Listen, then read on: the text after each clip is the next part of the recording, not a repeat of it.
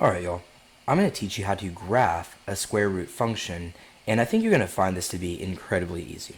So it says, number one, graph the square root function below and label the key features. Alright, fine, let's tackle this.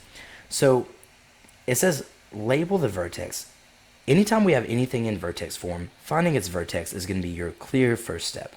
And we should know from repeated videos, here, this x minus 4, this grouping inside the function, we always want to set that equal to 0.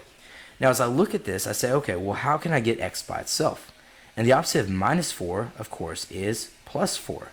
And 0 plus 4 is 4. So I know that my vertex is 4, comma, and then I just take this constant on the outside, 4, comma 3. So my vertex will go to the right, 1, 2, 3, 4, and up, 1, 2, 3, and I put it right there. Now, I also note that in front of this square root equation, I have an a value of positive 1, which means that this function, of course, opens up. And this is really simple. You just draw kind of a curve going to the right. We could describe this function as a curve. Okay, and from here, when I go to my domain and my range, everything really relies on this vertex. So let me really highlight this vertex one more time, 4, comma 3. Okay, so let's do the range in a couple of different colors. Let's go to this nice dark blue. And I know that my domain is the set of all x values. Well, when I look at the set of all x values, I know that my x value of that vertex is at positive 4. And this function goes forever and ever and ever to the right, with its starting value at positive 4. So I say, okay, my domain is from positive 4, which you can see right here, positive 4, comma, and if it goes to the right forever, well, that means it's going towards positive infinity. And at positive infinity, we use a parentheses. Okay, easy. Now my range is kind of similar. Let's use maybe this nice pinkish purple color, and I know that the y value of my vertex is 3. So I know that this is going to start at positive 3, comma, and this graph, it looks like it starts to level out, but it's really going up forever and ever. It's going to continue to go up and up and up and up and up forever. And so it's really headed towards positive infinity.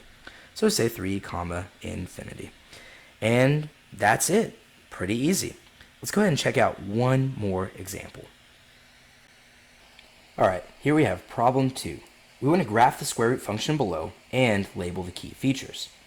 Okay, so one more time. Anytime anything is in vertex form, we want to go ahead and find the vertex. How do we find the x value? Well, of course, we can do this grouping right here inside the function. We have x plus 2. We set that equal to 0. And how do you get the x by itself? What's the opposite of plus 2? Well, that would be minus 2. And now I have x is equal to negative 2. Okay, so my x value of the vertex is negative 2, comma, and my y value is, of course, that coefficient being added or subtracted, negative 1. Now I want to do something a little bit different. This time, instead of graphing the function first, what I want to do is I want to kind of start the domain and the range, because I want to make sure that you're making these connections to the vertex. The x value of my domain is negative 2. So I know that my domain is going to go from negative 2, comma, to somewhere. And then I know that the y value is negative 1, so I know that my range, you know what, actually, I don't like that. Let's kind of backtrack a little bit. Okay, the domain is fine, but even that, let's just kind of backtrack. Let's actually graph this first. Okay, so we're going to go ahead and graph our vertex. You'll see kind of why I backtracked here. Our vertex is at negative 2, comma, negative 1, and it's right here. Now something interesting is going on. I look at my a value, which is always in front of the function. And so my a value is equal to negative 1 over 3.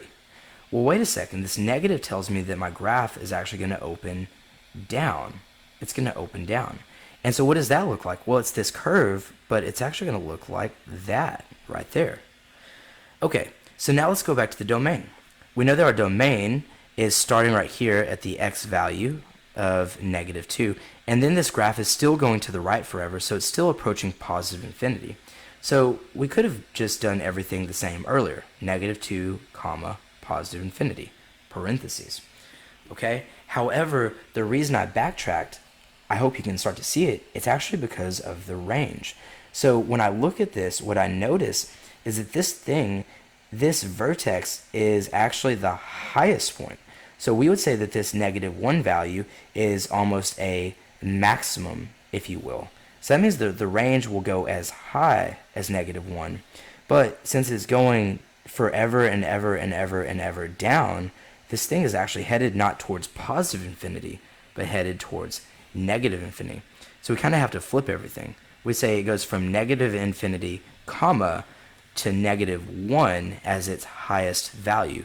And then this bracket tells us that we include -1, but the function stops, kind of like it has a ceiling. All right? I hope this helps, and I'll see y'all in our next video series.